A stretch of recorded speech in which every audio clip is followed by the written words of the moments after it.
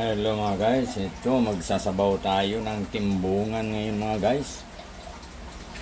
Magsasabaw tayo ng timbungan. Ayan. Bisa muna natin ang kamatis sibuyas guys. Ayan, init na.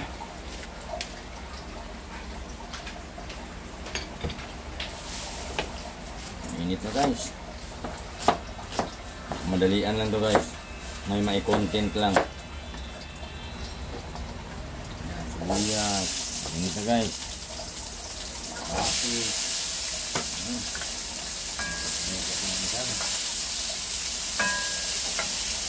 Bisa muna guys.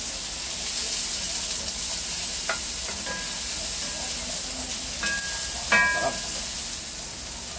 Para mo lang langsa. Ayan ang ating timbungan.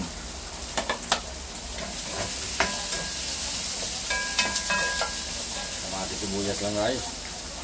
At sibuyas dahon. Ayan. Igisa na rin natin ang bell pepper.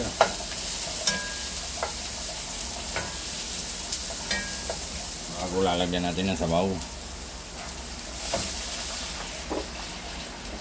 Ayan, ang timbungan.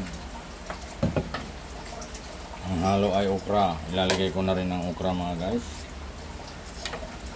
Madali ang content lang ito mga guys.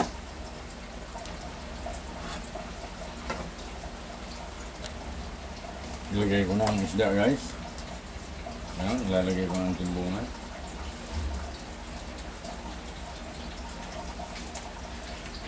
Titimplahan na rin natin yan.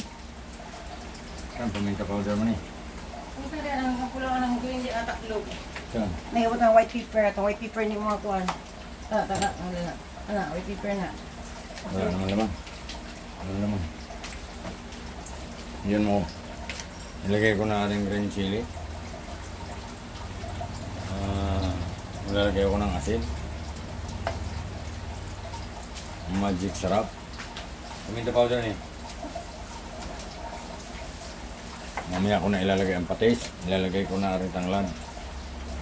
Bago tatakpan muna natin guys. Ayan.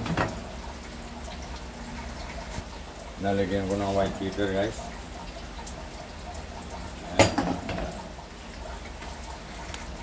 Silipin muna natin guys. At titikman natin. Wow! Ang sarap. Ilalagay ko na, maglagay muna ako ng patis. Dagdag lasa guys. Ayan. Dahil luto na ang ating timbungan, ilagay ko na itong dahon ng alokbati. Ilalagay ko na dahon ng sili. Dahon ng sibuyas guys. Sorry. Iba kasi pag nagmamadali, nakakalimutan yung mga ilalagay. Ayan, takpan na natin sandali.